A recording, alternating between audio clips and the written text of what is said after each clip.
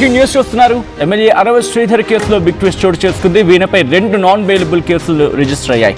Phone switch off చేసి అజ్ఞాతంలోకి వెళ్లిపోయారు వీణ. Harsha వీణపై MLA తల్లి ప్రమీలమ్మ ఫిర్యాదు చేశారు. తన కొడుకుని బ్లాక్మెయిల్ చేస్తుందని చెప్పి కంప్లైంట్లో ఆమె నమోదు చేయడం జరిగింది. BNS section 308 subsection 5, 351 subsection 2, 61 subsection 2, read with 3 subsection 5 sections కింద కేసు నమోదైంది. వీణా కాల్ డేటా ఇతర సాంకేతిక అంశాలపై పోలీసులు ఫోకస్ చేశారు. వీడియోలు, ఆడియోలు, ఫోటోలు సేకరిస్తున్నారు పోలీసులు. హర్ష వీణ ఫోన్ స్విచ్ ఆఫ్లో ఉందంటున్నారు పోలీసులు. శంకర్ రాజు అనే వ్యక్తిని కూడా వీణ నిర్బంధించి దాడి చేసినట్లు ఆధారాలు ఉన్నాయి అంటున్నారు పోలీసులు. ఈ అంశానికి సంబంధించి ప్రస్తుతం ఒక కీలక మలుపు తీసుకుందా అంటే అవుననే మాట వినిపిస్తోంది. ఎమ్మెల్యే అరవ శ్రీధర్ కేసులో బిగ్ ట్విస్ట్ చోటు చేసుకుంది. వీణపై ఇప్పుడు 2 నాన్ బెయిలబుల్ కేసులు నమోదయ్యాయి. ప్రస్తుతం ఫోన్ స్విచ్ ఆఫ్ చేసి అజ్ఞాతంలోకి వెళ్ళిపోయింది వీణ. హర్ష వీణపై ఎమ్మెల్యే తల్లి ప్రమీలమ్మ కూడా ఫిర్యాదు చేశారు. తన కొడుకుని బ్లాక్మెయిల్ చేస్తుందంటూ కంప్లైంట్ ఉంది. బిఎన్ఎస్ సెక్షన్స్ 308 సబ్సెక్షన్ 5, అలాగే 351 subsection 2, 61 subsection 2, red with 3 subsection 5 ఈ సెక్షన్స్ కింద కేసు నమోదైంది. ప్రస్తుతం పోలీసులు వీణ కాల్ డేటా ఇతర టెక్నికల్ అంశాలపై ఫోకస్ చేయడం జరిగింది. దాంతోపాటు వీడియోలు, ఆడియోలు, ఫోటోలు సేకరిస్తున్నారు పోలీసులు. హర్ష వీణ ఫోన్ స్విచ్ ఆఫ్లో ఉందంటున్నారు పోలీసులు. శంకర్ రాజు అనే వ్యక్తిని కూడా వీణ నిర్బంధించి దాడి చేసినట్లు ఆధారాలు ఉన్నాయంటున్నారు పోలీసులు. ఈ క్రమంలో పోలీసు ఇన్వెస్టిగేషన్ ఎంతవరకు వచ్చింది, అలాగే వీణ ప్రస్తుతం ఎక్కడ ఉన్నారు, దాంతోపాటు ఇంకా ఎటువంటి కీలక మలుపులు తీసుకోబోతున్నాయి, ఇంతకీ ప్రమీలమ్మ ఇచ్చిన కంప్లైంట్లో ఏ అంశాలున్నాయి, దీనికి సంబంధించి డీటెయిల్గా మాట్లాడుకుందాం. మా ప్రతినిధి కిషోర్ అప్డేట్స్ అందించేందుకు ఫోన్ లైన్లో సిద్ధంగా ఉన్నారు. కిషోర్ దగ్గరికి వెళ్ళే ప్రయత్నం చేస్తున్నాను నేరుగా. కిషోర్, ఇటు ప్రమీలమ్మ ఇచ్చిన కంప్లైంట్లో ఏ అంశాలు పొందుపరచడం జరిగింది, దాంతోపాటు ప్రస్తుతం వీణ ఎక్కడ ఉన్నారు? సచిన్, రైల్వే కోడ్ ఎమ్మెల్యే అరవ శ్రీధర్ తల్లి ప్రమీలమ్మ ఫిర్యాదు మేరకు పోలీసులు దర్యాప్తును వేగవంతం చేశారు. ప్రభుత్వ ఉద్యోగి అయినటువంటి మహిళ తన కొడుకును బ్లాక్మెయిల్ చేస్తుందంటూ కూడా ఈ నెల 7వ తేదీన ఆమె ఫిర్యాదు చేయడం జరిగింది. ఎమ్మెల్యే తల్లి ఫిర్యాదు మేరకు కూడా బిఎన్ఎస్ అంటే 308/5, అదేవిధంగా 351 అలాగే 261 అంటే రెడ్ విత్ 3 సెక్షన్ల కింద కేసులు నమోదు చేశారు. అయితే హర్షవీణ ఏదైతే సదరు బాధిత మహిళ ఎమ్మెల్యే అరవ శ్రీధర్పై ఆరోపిస్తున్న నేపథ్యం కాబట్టి ఆమె కాల్ డేటా అదేవిధంగా ఇతర సాంకేతిక అంశాలపైన కూడా ప్రత్యేకమైన దృష్టి సారించి కొన్ని ఆడియోలు కావచ్చు, అదేవిధంగా వీడియోలు, ఇతర ఫోటోల సమాచారాన్ని కూడా అది పూర్తి స్థాయిలో నిన్నంతా కూడా సేకరించినటువంటి పరిస్థితి. మరోవైపు దర్యాప్తు కూడా వేగవంతం చేశారు. ఏదైతే సదరు మహిళ ఒక విలేకరి అంటే నరసింహారాజు అనే విలేకరి పైన కూడా శంకర్ రాజును నిర్బంధించి దాడి చేసినటువంటి వీడియోలు కూడా కొంత వైరల్ గా మారితే ఈ క్రమంలో ఒక్కసారిగా అటు దీనిపైన కూడా అటు పూర్తి స్థాయిలో దర్యాప్తు కొనసాగుతుంది. మరోవైపు ఎమ్మెల్యేపై ఆరోపణలు చేస్తున్నటువంటి నేపథ్యం కాబట్టి ఇంకా ఆమె పోలీసులకు అందుబాటులోకి రాని పరిస్థితి. ఆ పోలీసులకు అందుబాటులో వస్తే ఖచ్చితంగా ఆమెను కూడా విచారిస్తారు. ఎందుకంటే ఈ వ్యవహారంలో ఆమె చేసినటువంటి ఆరోపణలు కావచ్చు, అదేవిధంగా ఆమె గతంలో ఎమ్మెల్యే అరవ శ్రీధర్ను మానసికంగా వేదనకు గురి చేసింది, నిత్యం వేధింపులకు గురి చేసేదంటే తల్లి ఫిర్యాదు చేసిన పరిస్థితి. ఒక రకంగా అర్ధరాత్రిలో పూట ఫోన్లు చేసి టార్చర్ చేసేది, అదేవిధంగా మానసికంగా తీవ్రంగా తన బిడ్డంటూ కూడా ఆమె ఆరోపణలు చేస్తూ కూడా పోలీసులకు ఫిర్యాదు చేసింది. అయితే ఈ నేపథ్యంలో ఈ క్రమంలో ఒక్కసారిగా ఈ కేసు పైన పూర్తి స్థాయిలో లోతైన దర్యాప్తు చేయాలంటూ కూడా ఉన్నతాధికారుల నుంచి ఆదేశాలు కూడా జారీ చేయడం జరిగింది. ఆ జారీ చేసినటువంటి నేపథ్యంలోనే నిన్నంతా కూడా పోలీసులు, రైల్వే కోడ్ పోలీసులు అటు పూర్తి స్థాయిలో దీనిపైన దృష్టి పెట్టారు. ప్రత్యేకించి ఆమెకు సంబంధించిన కాల్ డేటా, అదేవిధంగా సాంకేతిక పరిజ్ఞానాన్ని ఉపయోగించి కూడా వీడియోలు, తర్వాత ఇతర అంశాలపైన కూడా ప్రత్యేకంగా దృష్టి సారించారు. మరోవైపు హర్ష వీణను అంటే హర్ష వీణ ఒకవేళ ఫోన్ స్విచ్ ఆఫ్ లో ఉంది కాబట్టి ఆమె విచారణకు హాజరు కాలేకపోతే మేమే వెళ్ళి ఆమెను విచారిస్తాం, ఎందుకంటే త్వరలో దర్యాప్తు పూర్తి చేయాల్సినటువంటి అవసరం ఉంది కాబట్టి.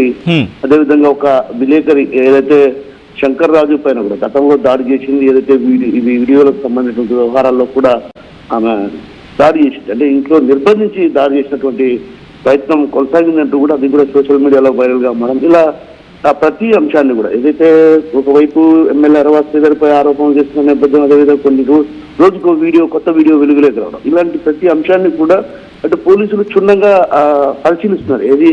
ఇది సాంకేతిక పరిజ్ఞానాన్ని ఉపయోగించి చూడాల్సినటువంటి అవసరం. ఎందుకంటే సాంకేతిక పరిజ్ఞానం ఇప్పుడు బాగా పెరిగిపోయిన నేపథ్యం కాబట్టి అంటున్నారు, కొందరు ఫేక్ అంటున్నారు. కాబట్టి ఖచ్చితంగా ఇందులో ఏం జరిగింది, అసలు ఏంటన్నటువంటి విషయంపై కూడా పూర్తి స్థాయిలో దర్యాప్తు చేయాలంటే ఖచ్చితంగా ఏదైతే సదరు బాధితురాలు పోలీసుల విచారణకు హాజరు కావాల్సింది, కానీ ఆమె ఫోన్ స్విచ్ ఆఫ్ లో ఉంది కాబట్టి ఆమె ఫోన్ ఎప్పుడైతే ఆమె అందుబాటులోకి వస్తే అప్పుడు విచారిస్తాం. అదేవిధంగా దీనికి సంబంధించి ఆమె దగ్గర ఏవే ఆధారాలు ఉన్నాయి, అసలు అరబాజ్ శ్రీధర్పై రోజుకో వీడియో రిలీజ్ అవుతున్న నేపథ్యం, అదేవిధంగా కొంత అసభ్యకరమైనటువంటి అభ్యంతరకరమైనటువంటి వీడియోలు కూడా కొన్ని బయటికి వస్తున్నాయి.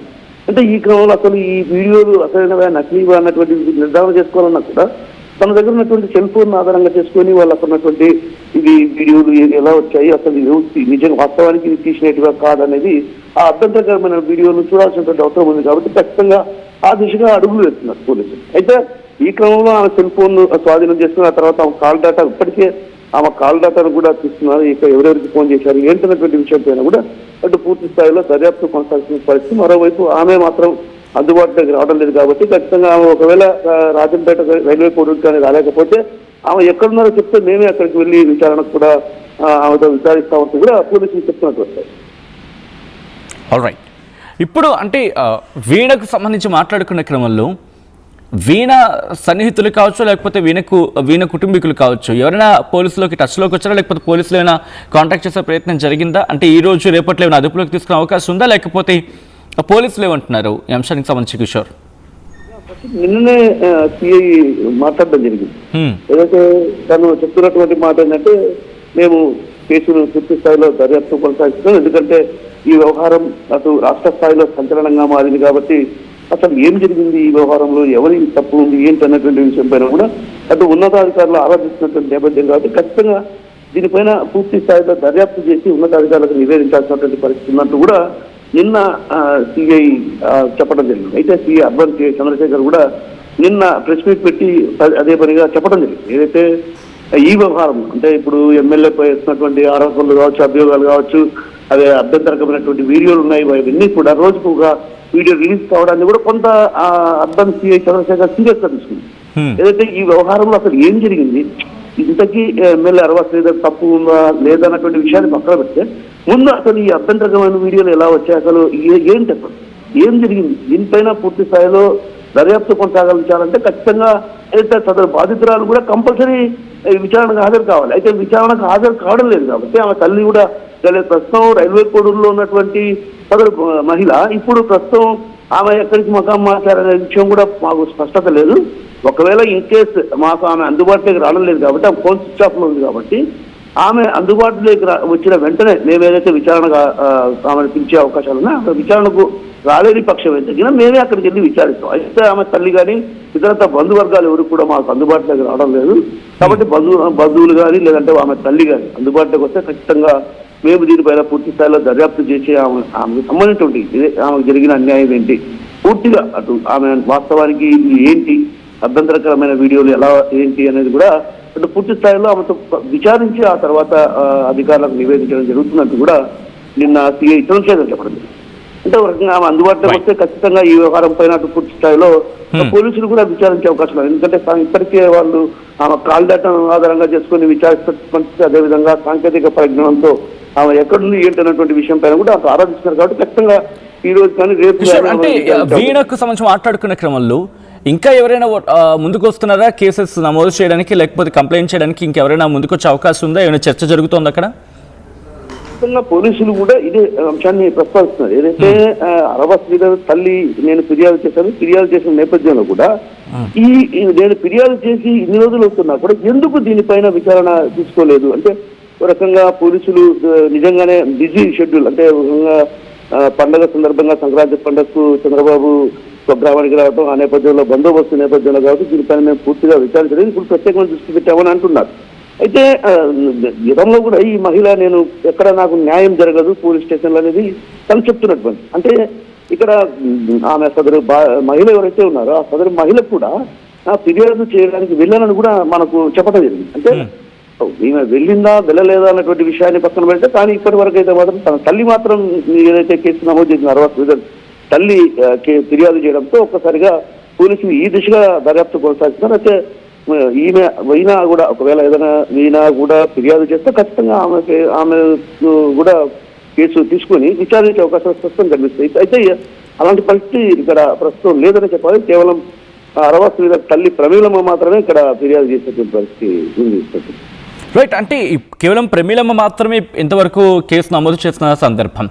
బట్ వీణ గురించి మాట్లాడుకునే క్రమంలో మరికొంతమంది ఉన్నారు అనే ఒక చర్చ లేకపోతే ఒక డిస్కషన్ జరుగుతుంది. కాబట్టి ఇప్పుడు వీణను అదుపులోకి తీసుకొని అఫ్కోర్స్ 2 కేసెస్ని ఇటు విచారించే అవకాశం కనిపిస్తోందా, లేకపోతే పోలీసులు ఎటువంటి ఏ కోణంలో దర్యాప్తు జరుగుతోంది పోలీసులది? ఎందుకంటే వీణ విషయం తేలే అవకాశం గురించి మాట్లాడుకుంటున్న సందర్భం ఉందా, లేకపోతే ఏ కేసుని ఆ కేసుకైనా చూసి అంటే ఏదో కైండ్ ఆఫ్ కన్ఫ్యూజన్ కనిపిస్తోంది ఇక్కడ. సో దాని విషయంలో పోలీసులు ఇస్తున్న క్లారిటీ ఏంటి కిషోర్ ఇక్కడ? ఎగ్జాక్ట్లీ ఏదైతే సదరు మహిళ చెప్తున్నటువంటి ఆరోపణలు కావచ్చు, అభియోగాలు కావచ్చు, అభ్యంతరకరమైన వీడియోలు కూడా ఆమె రిలీజ్ చేసిన పరిస్థితి కాబట్టి దీని వెనక ఏదో కుట్ర దాగి ఉంది.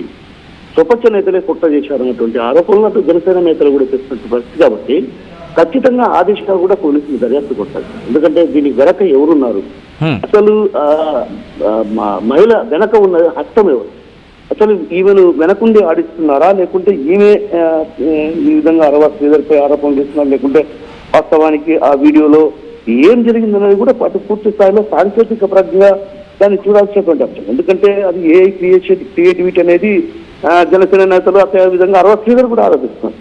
తనను అనవసరంగా ఎంపించారు.